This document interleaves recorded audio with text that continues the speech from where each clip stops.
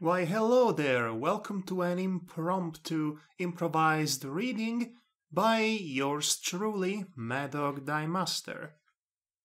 Now, the reason why I'm doing this is because I am in a bit of a creative slump as of late, which may or may not be related to the fact that in the past 3 or so days my internet connection has been awful. There was a bit of a trouble, a weather-related trouble, which spelled disaster for a phone cable. And now my entire area is isolated, at least when it comes to phone calls, which means that the internet cable has to do twice the work as before to keep itself stable. As you can imagine, in certain hours of the day, that spells complete disaster for me too. Right now I have a stable connection, but it is so outrageously slow, it might as well not exist.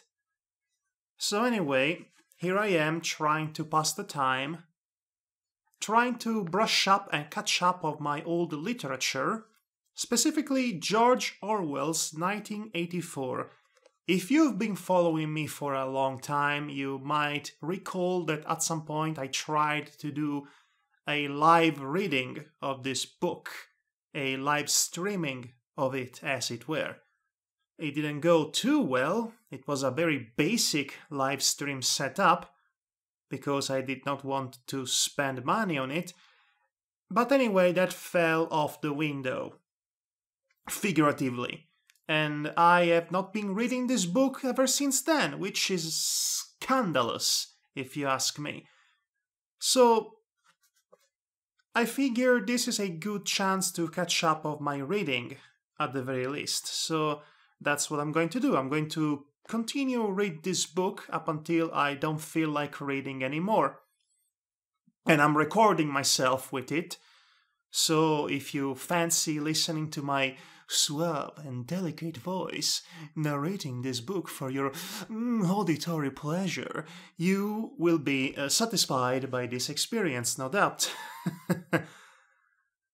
This is going to be a very casual recording. I'm not going to bother editing out audio bits or mistakes. It defeats the point of the casual approach, really, that I'm going for. This is something that I'm just doing for fun. I don't intend to spend too much time working on it, so whatever mistake I might do or say, you will have to endure or enjoy it, depending on how you view it, because it's going to most likely stay in this recording, unless it's so bad that I have to cut it out for reasons. So anyway, if you have a good ear, you might have been able to gauge, or whatever the term is, that I'm holding a physical copy of the book.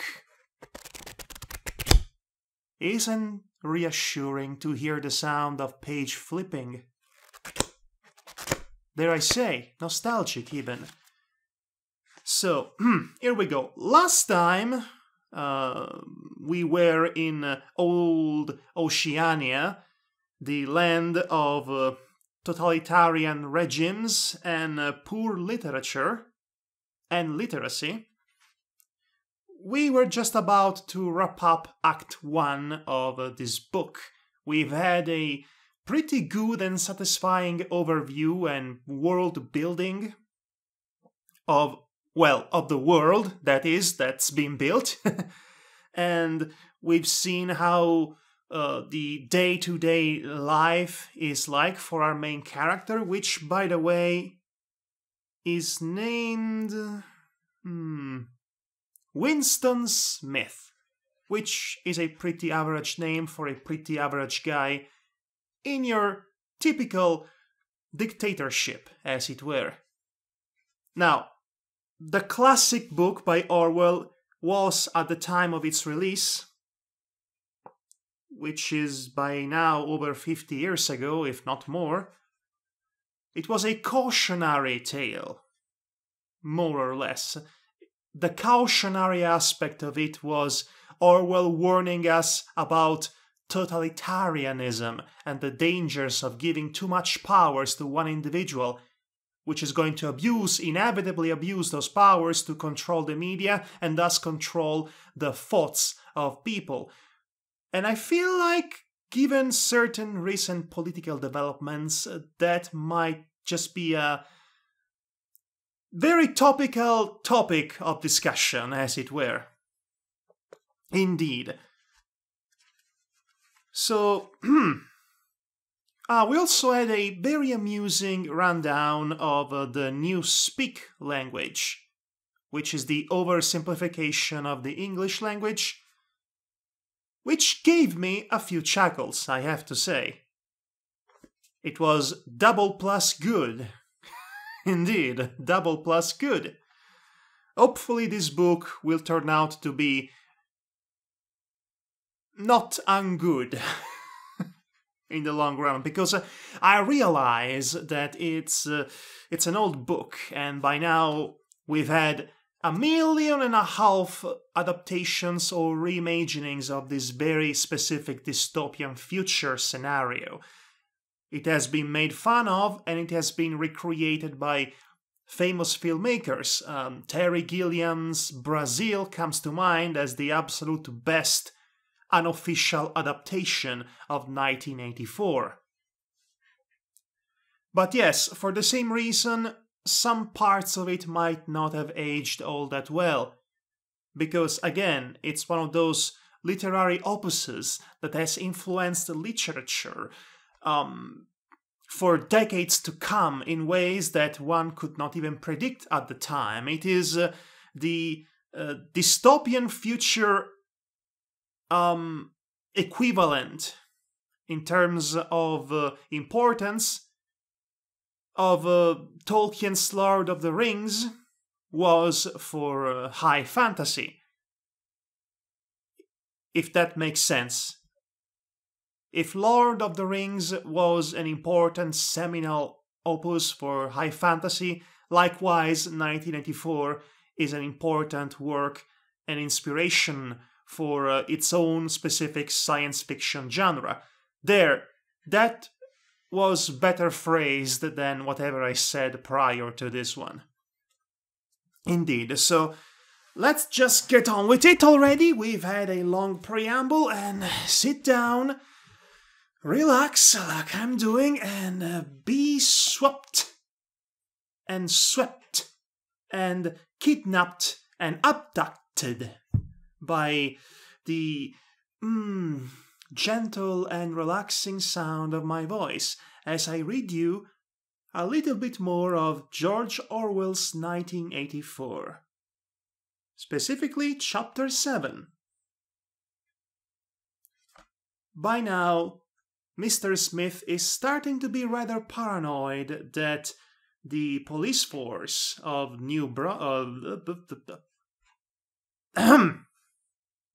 What a great start.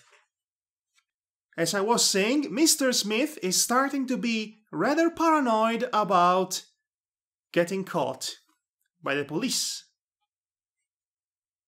Oh, and by the way, just so we are on the same page here, get it? On the same page. Winston Smith's work is rather interesting for the sake of this narrative. He basically edits and rewrites statements released publicly by the Big Brother in order to fit with the narrative that the Big Brother is awesome and can do no wrong. Basically, is curating the Big Brother's Twitter account. Insert topical political joke here. Anyway, on to Chapter 7. If there is hope, wrote Winston, it lies in the proles. If there was hope, it must lie in the proles, because only there, in those swarming disregarded masses, 85% of the population of Oceania, could the force to destroy the party ever be generated. The party, with a capital P, could not be overthrown from within. Its enemies, if it had any enemies that is, had no way of coming together or even of identifying one another. Even if the legendary brotherhood existed, as just possibly it might, it was inconceivable that its members could ever assemble in larger numbers than 2s and 3s. Rebellion meant a look in the eyes, an inflection of the voice, at the most an occasional whispered word. But the proles, if only they could somehow become conscious of their own strength, would have no need to conspire. They needed only to rise up and shake themselves like a horse shaking off flies. If they chose, they could blow the party to pieces tomorrow morning. Surely sooner or later it must occur to them to do it. And yet, he remembered how once he had been walking down a crowded street when a tremendous shout of hundreds of voices, women's voices, had burst from a side street a little way ahead. It was a great, formidable cry of anger and despair, a deep, loud, "Oh, oh, oh!" The way it's written here, it almost sounds like a Christmas shout, like, "Ho, ho, ho! Santa has arrived in town!" A deep, loud "oh" that went humming on like the reverberation of a bell. His heart had leapt. It started. He had thought, a riot. The proles are breaking loose at last. When he had reached the spot, it was to see a mob or 200 or 300 women crowding round the stalls of a street market, with faces as tragic as though they had been the doomed passengers of a sinking ship. But at this moment, the general despair broke down into a multitude of individual quarrels. It appeared that one of the stalls had been selling tin saucepans. Ha ha ha! Because women! You see what I mean by certain parts of it not aged well? They were wretched, flimsy things, but cooking pots of any kind were always difficult to get. Now the supply had unexpectedly given out. Tin saucepans are people! Sorry, I had to somehow shoehorn that one reference in. The successful women, bumped and jostled by the rest, were trying to make off with the saucepans, while dozens of others clamoured round the stall, accusing the stall-keeper of favoritism and of having more saucepans somewhere in reserve. Having, not having. I don't know why I said having, but there you go. There was a fresh outburst of yells. 2 bloated women, one of them with her hair coming down, had got hold of the same saucepan and were trying to tear it out of one another's hands. For a moment, they were both tugging, and then the handle came off. I can see that happening in slow motion. No!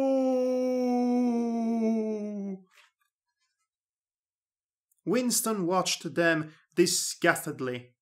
Ah, those women! All they care about is their saucepans and their kitchens and their husbands and hair, cosmetic products and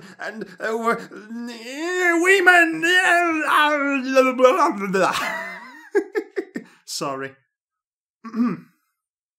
And yet, just for a moment, What almost frightening power had sounded in that cry from only a few hundred throats? Why was it that they could never shout like that about anything that mattered? He wrote, "Until they become conscious, they will never rebel, and until after they have rebelled, they cannot become conscious." Winston might be a bit pretentious. That, he reflected, might almost have been a transcription from one of the party textbooks. The party claimed, of course, to have liberated the proles from bondage.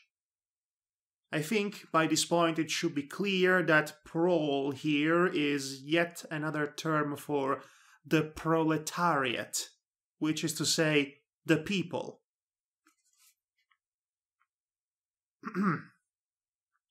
Also, great use of the word bondage. Modern day culture and whatnot has completely ruined this word. Before the revolution, with capital R, they had been hideously oppressed by the capitalists. They had been starved and flogged.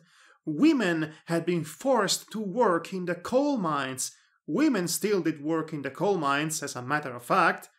Children had been sold into the factories at the age of 6, but simultaneously, true to the principles of doublethink, the party taught that the proles were natural inferiors who must be kept in subjection, like animals. Oh yes, life was so much better when capitalism ruled. It's not like this is still very much like capitalism. No, not at all. By the application of a few simple rules. In reality, very little was known about the proles. It was not necessary to know much, so long as they continued to work and breed. Their other activities were without importance. Left to themselves, like cattle turned loose upon the plains of Argentina, they had reverted to a style of life that appeared to be natural to them, a sort of ancestral pattern. Oof! Wow, this book is suddenly getting into a rather big issue here about social stratification, does it not? They were born, they grew up in the gutters, they went to work at 12. They passed through a brief blossoming period of beauty and sexual desire. They married at 20, they were middle-aged at 30, they died, for the most part, at 60. You know, just like lower class in real life.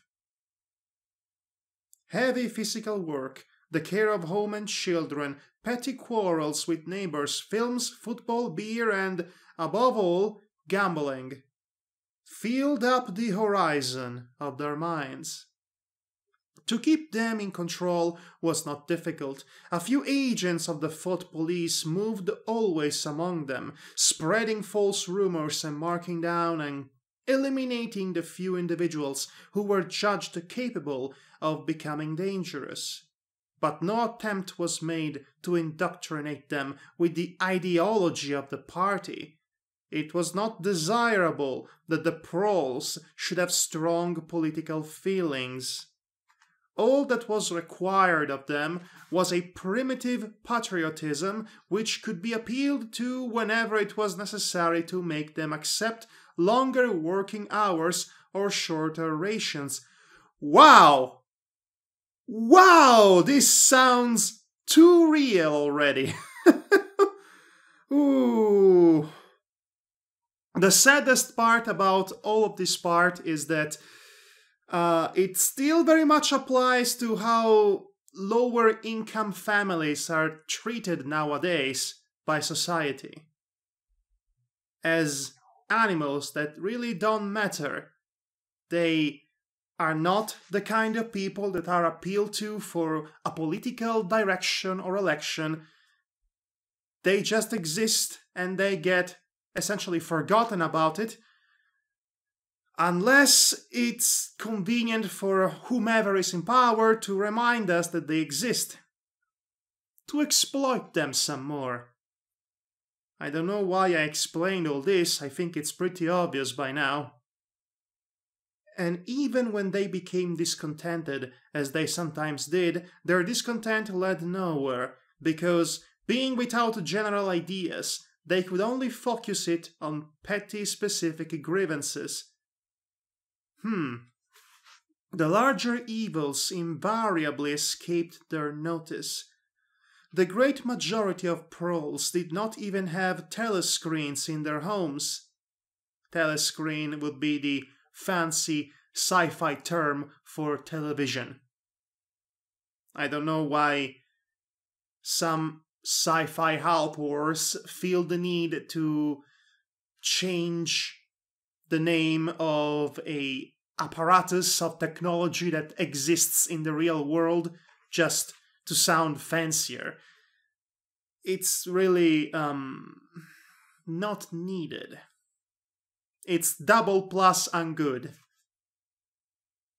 Even the civil police interfered with them very little.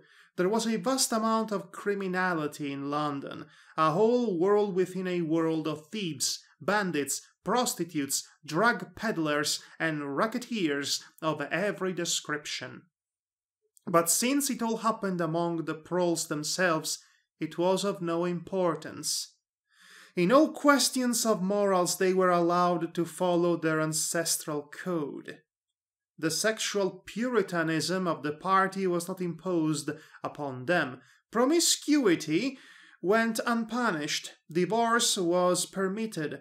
For that matter, even religious worship would have been permitted if the proles had shown any sign of needing or wanting it. They were beneath suspicion. As the party's slogan put it, proles and animals are free. Ouch. Whiston reached down and cautiously scratched his varicose ulcer. Ew. It had begun itching again. The thing you invariably came back to was the impossibility of knowing what life before the revolution had really been like. He took out of the drawer a copy of a children's history textbook, which he had borrowed from Miss Parsons, and began copying a passage into the diary. In the old days, it ran, before the glorious revolution, London was not the beautiful city that we know today. It was a dark, dirty, miserable place where hardly anybody had enough to eat, and where hundreds and thousands of poor people had no boots on their feet, and not even a roof to sleep under.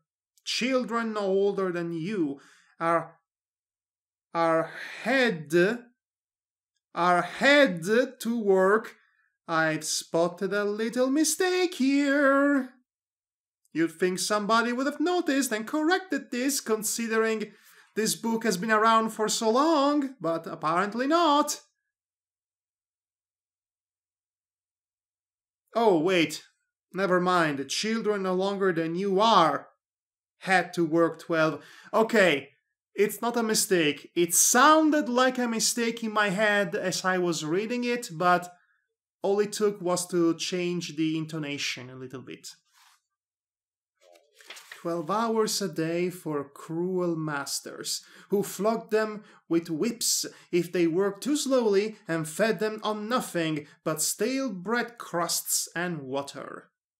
But in among all this terrible poverty there were just a few great big beautiful houses that were lived in by rich men who had as many as 30 servants to look after them.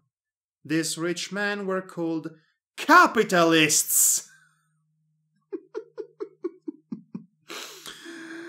Oh boy! They were fat, ugly men with wicked faces, like the one in the picture on the opposite page. You can see that he is dressed in a long black coat, which was called a frock coat, and a queer, shiny hat shaped like a stovepipe, which was called a top hat. This was the uniform of the capitalists, and no one else was allowed to wear it. You just described the Monopoly guy. I love this book now. The capitalists owned everything in the world. They do. They actually do. And everyone else was their slave. Yes. Yes, we are. They owned all the land, all the houses, all the factories, and all of the money. We've got to have money. If anyone disobeyed them, they could throw him into prison, or they could take his job away and starve him to death. When any ordinary person spoke to a capitalist, he had to cringe and bow to him and take off his cap and address him as Sir. The chief of all the capitalists was called the King. The Burger King? Wow. This is my head canon now. End. But he knew this is the end of the writing within the writing. That is what Winston wrote down. But he knew the rest of the catalogue. There would be mention of the bishops in their lawn sleeves, the judges in their ermine robes, the pillory, the stocks, the treadmill, the cat o' nine tails, the Lord Mayor's banquet, and the practice of kissing the Pope's toe. There was also something called the Jus Primae Noctis, which would probably not be mentioned in a textbook for children. It was the law by which every capitalist had the right to sleep with any woman working in one of his factories. Oh boy! Ooh! Holy moly! You know what the best part of this book is? Is that, yes, it's supposed to be a cautionary story about the dangers of totalitarianism, but the only actual established totalitarian regimes that we've had at the time were fascism, Nazism, and Soviet socialism. Or communism. Soviet Russia, essentially. And he's clearly basing this book and how he views totalitarian regimes off of those examples. Which is funny to me. It's real funny to me that in the context of this book, this piece of writing that the main character just recited was supposed to be anti-capitalist propaganda by the bad people who own the world at this moment. But the irony, of course, that given a few decades and all of this that I just read would sound so close to the actual reality of capitalism that it's downright frightening. Oh man, what a book. What a book. How could you tell how much of it was lies? It might be true that the average human being was better off now than he had been before the revolution. The only evidence to the contrary was the mute protest in your own bones, the instinctive feeling that the conditions you lived in were intolerable and that at some other time they must have been different. It struck him that the truly characteristic thing about modern life was not its cruelty and insecurity, but simply its bareness, its dinginess, its listlessness. Life, if you looked about you, bore no resemblance not only to the lies that streamed out of the telescreens, but even to the ideals that the party was trying to achieve. Great areas of it, even for a party member, were neutral and non-political. A matter of slogging through dreary jobs, fighting for a place on the tube. The YouTube? Darning a worn-out sock, cadging a saccharin tablet, saving a cigarette end.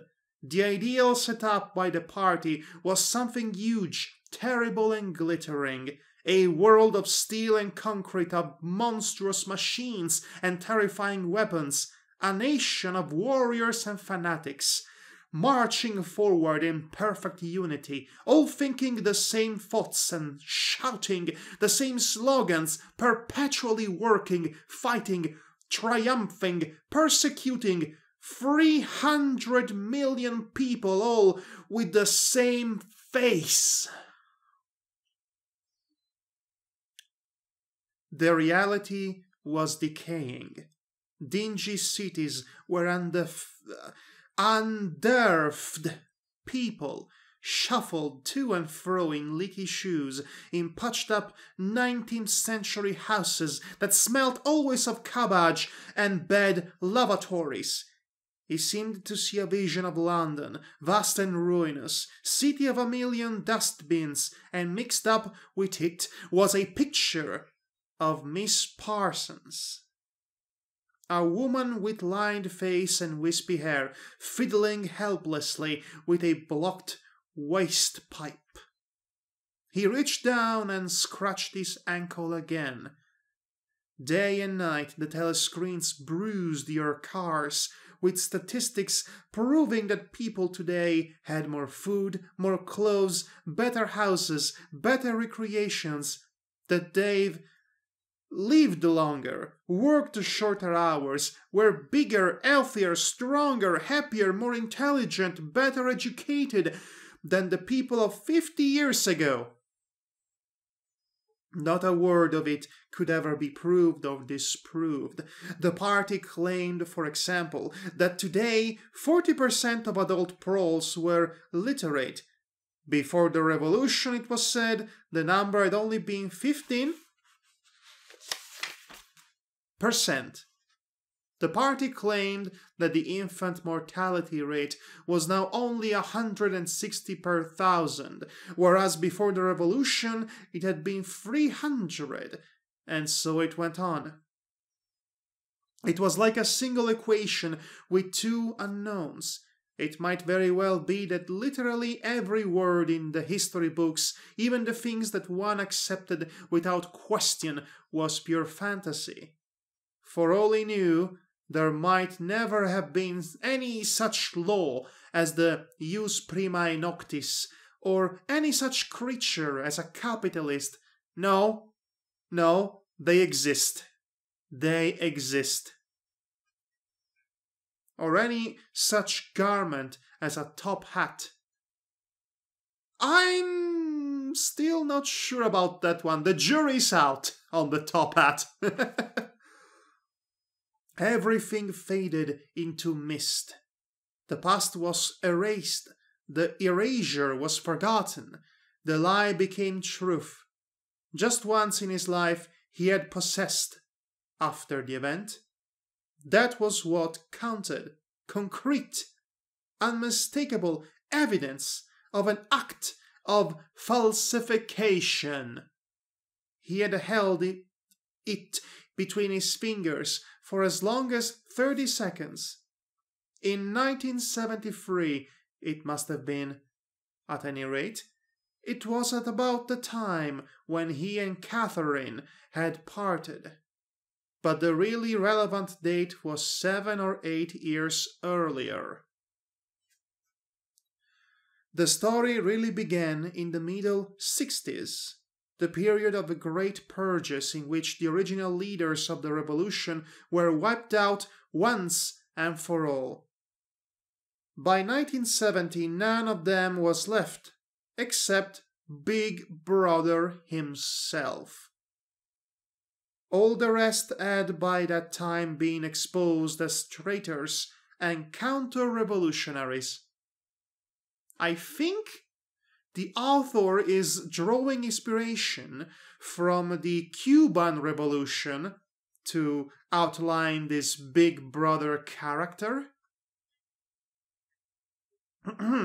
At least that is my theory. Goldstein had fled and was hiding no one knew where. Goldstein being the supposed great enemy of Oceania. And of the others, a few had simply disappeared, while the majority had been executed after spectacular public trials at which they made confession of their crimes.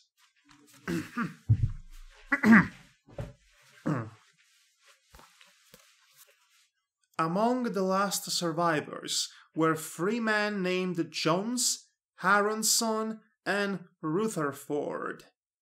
It must have been in 1965 that these 3 had been arrested. As often happened, they had vanished for a year or more, so that one did not know whether they were alive or dead, and then had suddenly been brought forth to incriminate themselves in the usual way. They had confessed to intelligence with the enemy. At that date, too, the enemy was Eurasia. Embezzlement of public funds, the murder of various trusted party members, intrigues against the leadership of Big Brother, which had started long before the revolution happened, and acts of sabotage causing the death of hundreds of thousands of people. After confessing to these things, they had been pardoned, reinstated in the party, and given posts which were in fact sinecures, but which sounded important. All 3 had written long, abject articles in the Times, analyzing the reasons for their defection, and promising to make amends. Sometime after their release, Winston had actually seen all 3 of them in the Chestnut Tree Cafe. He remembered the sort of terrified fascination with which he had watched them out of the corner of his eye. They were men far older than himself, relics of the ancient world, almost the last great figures left over from the heroic early days of the party. The glamour of the underground struggle and the Civil War still faintly clung to them. He had the feeling, though already at the time facts and dates were growing blurry, that he had known their names years earlier than he had known that of Big Brother. But also they were outlaws, enemies, untouchables, doomed with absolute certainty to extinction within a year or 2. No one who had once fallen into the hands of the thought police ever escaped in the end. They were corpses waiting to be sent back to the grave. I'm going to drink water now.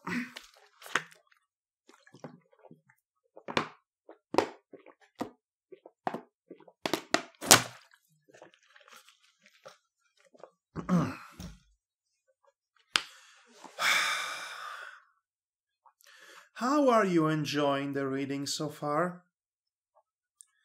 I hope I am making everything I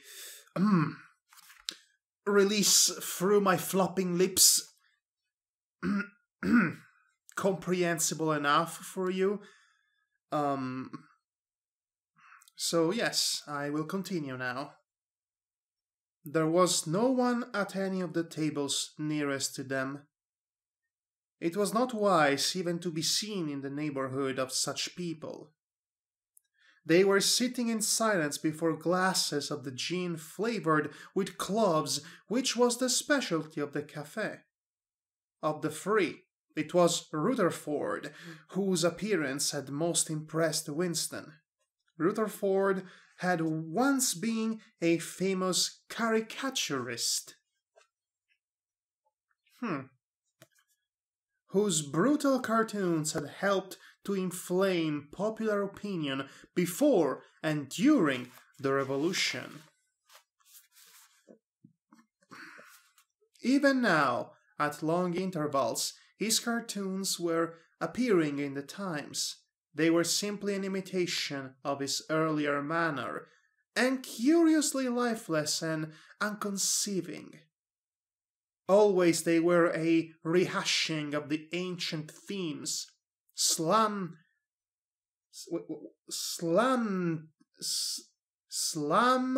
tenements. Slum tenements. So, the word slum is ending at the right side of the text, and then tenements is starting up the line on the left side of the text. So I cannot tell if it's all one word or two separated words. Either way, I never heard in my life about slum tenements. English is my second language, by the way. What's your excuse? Huh?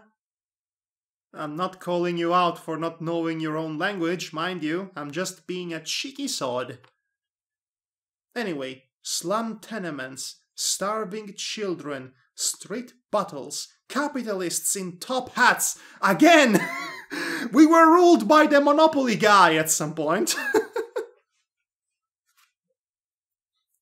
An endless, hopeless effort to get back into the past.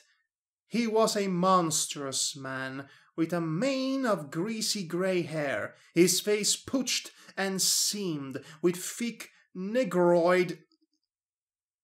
Oh my God.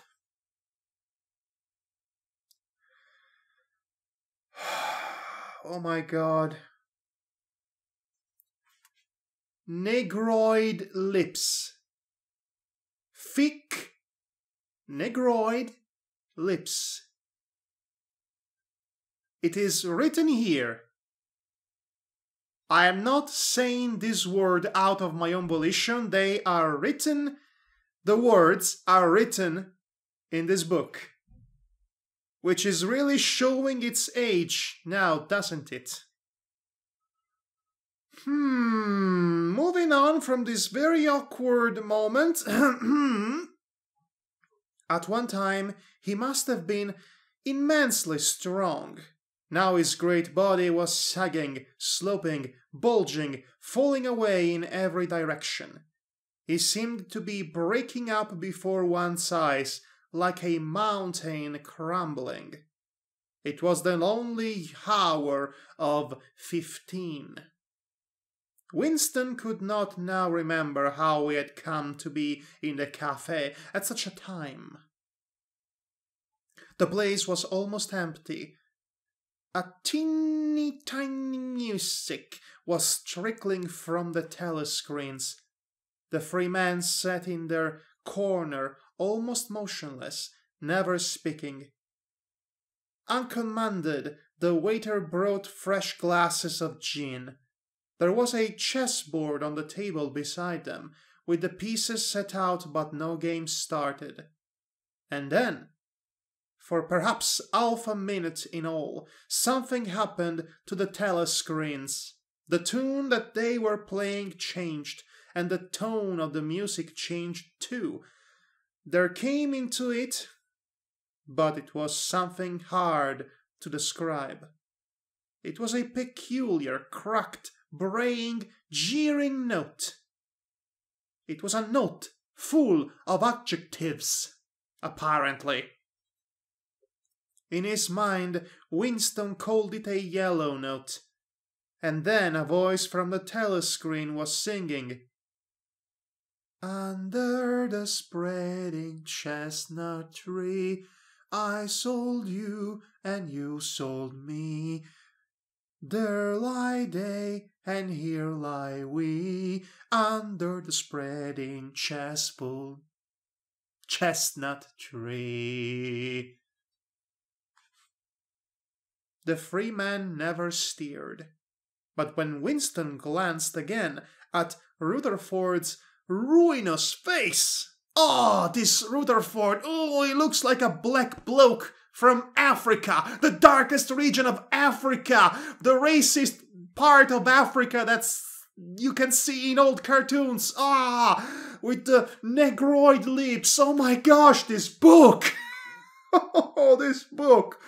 Oh man, oh my.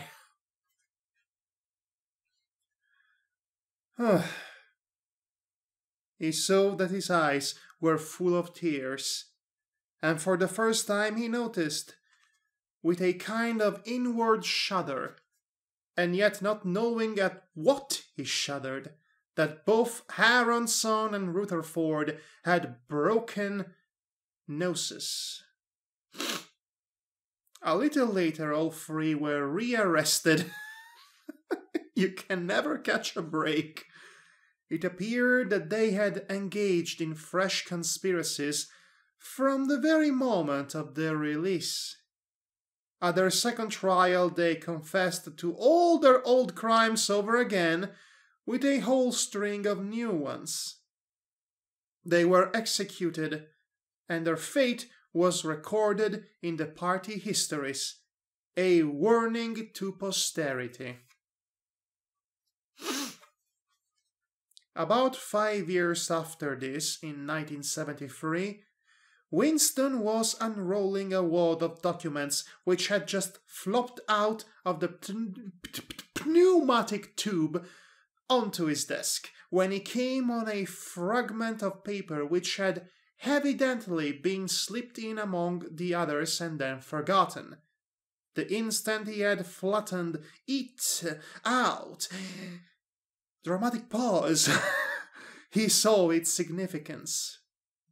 It was a half-page torn out of the Times of about 10 years earlier, the top half of the page so that it included the date, and it contained a photograph of the delegates at some party function in New York. Prominent in the middle of the group were Jones, Aronson, and big-lipped Rutherford. There was no mistaking them. In any case, their names were in the caption at the bottom.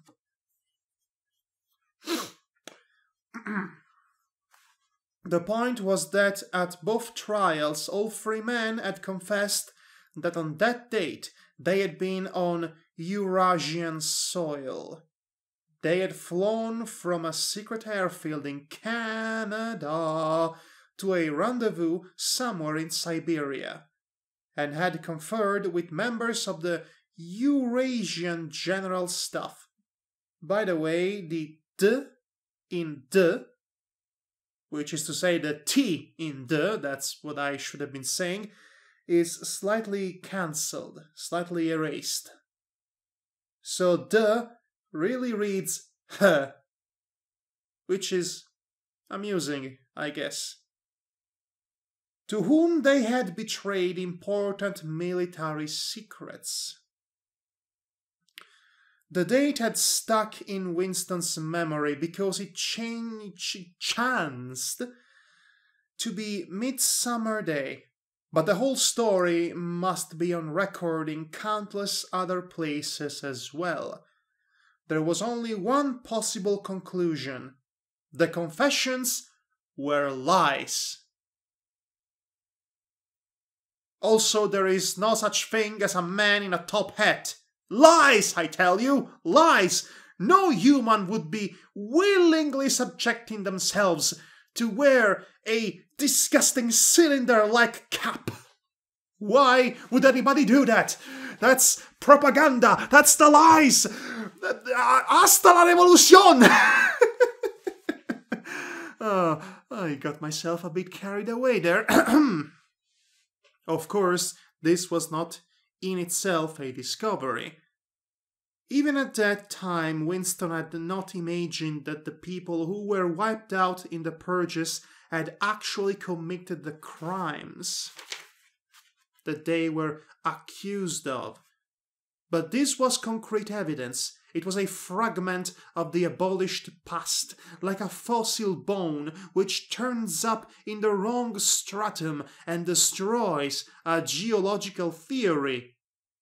I must say, George Orwell really is fond of his own analogies. Take that comment however you will. It was enough to blow the party to atoms, if in some way it could have been published to the world and its significance made known. And even if that were to be the case, who would really believe it? Nothing would change. That's what the real world, at the time of this reading, is teaching me, and your kids too. It's a good thing your kids are better than you are. I'm sorry, I don't mean to sound so condescending or hostile to you. It's just that reading this book and seeing how many things, not the thing about the lips, mind you, but so many things can be applied to today's society in the worst possible manner. He took his scribbling pad on his knee and pushed back his chair, so as to get as far away from the telescreen as possible. To keep your face expressionless was not difficult, and even your breathing could be controlled, with an effort. But you could not control the beating of your heart, and the telescreen was quite delicate enough to pick it up. He let what he judged to be 10 minutes go by, tormented all the while by the fear that some accident, a sudden draught blowing across this desk, for instance, would betray him. Then, without uncovering it again, he dropped the photograph into the memory hole along with some other waste papers. Within another minute, perhaps it would have been crumbled into ashes. That was 11 years ago. 11 years ago today. Today, probably, he would have kept that photograph. It was curious that the fact of having held it in his fingers seemed to him to make a difference even now, when the photograph itself, as well as the event it recorded, was only memory. Was the party's hold up the past less strong? He wondered. Was the party's hold upon the past less strong? I forgot a word there. He wondered, because a piece of evidence which existed no longer had once existed? But today, supposing that it could be somehow resurrected from its ashes, the photograph might not even be evidence.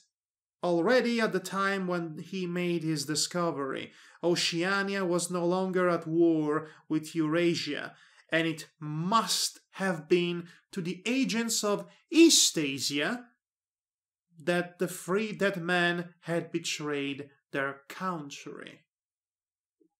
Since then there had been other charges, 2, 3, he could not remember how many. Very likely the confession had been rewritten and rewritten until the original facts and dates no longer had the smallest significance. The past not only changed, but changed continuously. What most afflicted him with a sense of nightmare was that he had never clearly understood why the huge imposture was undertaken. The immediate advantages of falsifying the past were obvious, but the ultimate motive was mysterious. He took up his pen again and wrote. I understand how! It's all in capital letters. I do not understand why! He wondered, as he had many times wondered before, whether he himself was a lunatic. Perhaps a lunatic was simply a minority of one. At one time it had been a sign of madness to believe that the earth goes round the sun. Today, to believe that the past is unalterable. He might be alone in holding that belief, and if alone, then a lunatic. But the thought of being a lunatic did not greatly trouble him. The horror was that he might also be wrong. He picked up the children's history book and looked at the portrait of Big Brother, which formed its frontispiece. Frontispiece, it's all one singular word. The hypnotic eyes gazed into his own.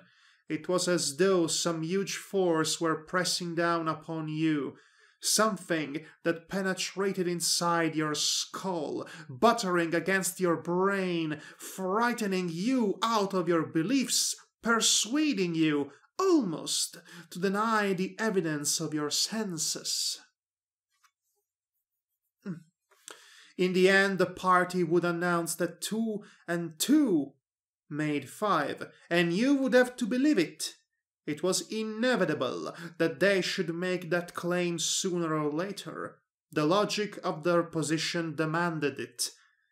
Not merely the validity of experience, but the very existence of external reality was tacitly denied by their philosophy.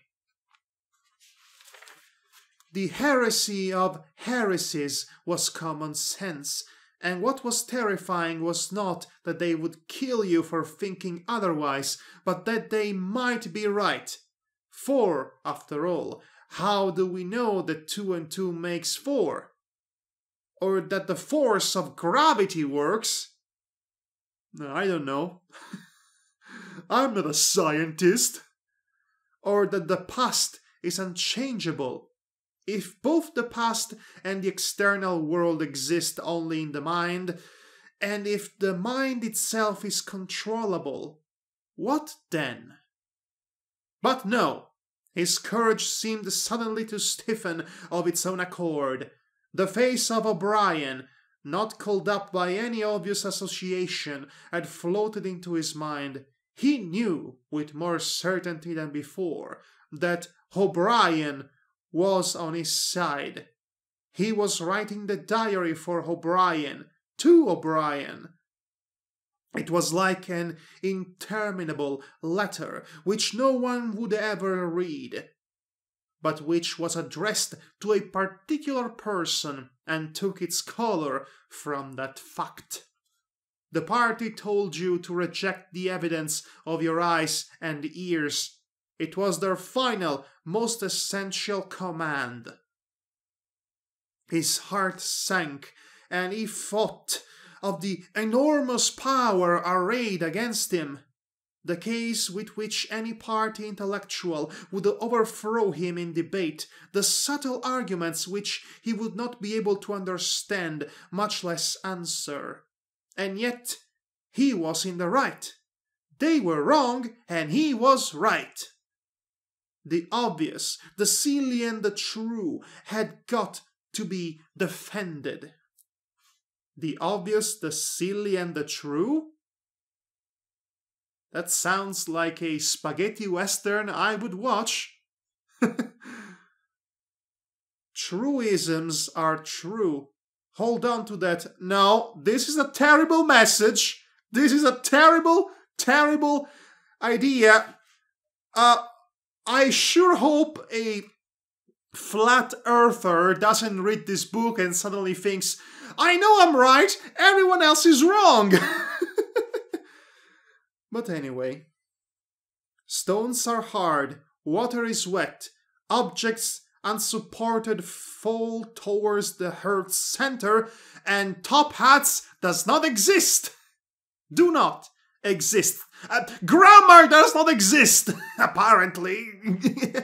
Oh boy. with the feeling that he was speaking to O'Brien, and also that he was setting forth an important axiom. He wrote, "Freedom is the freedom to say that 2 plus 2 make 4. If that is granted, all else follows." That's a bit of a simplification, if you ask me, but I get what the sentiment is. Anyway, that's the end of chapter 7, and I am exhausted. Usually, in my previous live readings, I would try to muster the strength to read at least 2 chapters at a time, but I have forgotten how vexing and taxing reading this manuscript can get. Like I said, a lot of it has not aged well. I am looking at you, big-lipped person, and comment that's not acceptable anymore, thankfully. And I do appreciate what the sentiment and the intent is behind these words, trying to paint a world in which the oppressed knows he is oppressed but doesn't quite know what to do about it. You can feel the anxiety in the words written by Orwell. You can feel the paranoia and the desperation in the character of Winston Smith, as he is unable to do anything about it, but he is still going to try anyway. At least that's what I'm getting from that very last sentence he wrote. With that said, this book is haunted by pacing problems. It takes a very long time to carry on and carry out, deliver one specific message about whatever the author is going on about. And that's a bit detrimental to your own investment in the story. And like I said, this book is pretty much showing its age. I will continue reading it. Maybe I'll do one more of these recordings sometime soon, but then again, maybe I won't. I don't know. Whatever float my boats, I guess. But for now, that was chapter 7 of 1984, and seeing as I've been doing this for over an hour by now, I suppose this is as good a time to take a break. Yes, I think reading a chapter at a time is a good, efficient way to go about it. Maybe efficient is not the word. Relaxing. Yes, relaxing way to go about it. So, there were a lot of mistakes made by me. As I told you, there would be. I didn't bother to can them and edit them out. See what I mean?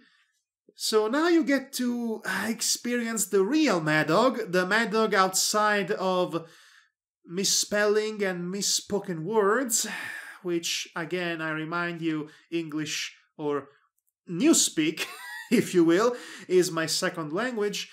So you get to hear how I sound when I am not filtered by my own perfectionist habits of cutting everything that doesn't make me sound good as much as I can. Oh, that bleep that you might have heard, but then again you probably didn't, signifies that my Nintendo Switch has finished downloading a game or a demo of a game, which I shall be trying out. And that, I guess, is my cue for stopping this recording and doing something about it. I will, I don't know, put a fancy image, a fancy thumbnail on top of this audio file and post it on YouTube when the connection is good enough to do so. So, with that said, thank you for joining me on this short-lived but hopefully satisfying reading experience with yours truly, Madhog Thy Master, and I'll be meeting with you, or seeing you, or hearing from you in the comments, hopefully. Positive, encouraging thoughts. In the future for other things that I do. Please do not call the thought police on me. I remind you that awful expression about the guy's lips was written in the book. It was not something of my own creation. So, you know, don't blame the messenger. Blame the message. Right? We're cool? Okay. See you next time, everybody. Bye-bye. This recording was double plus and good.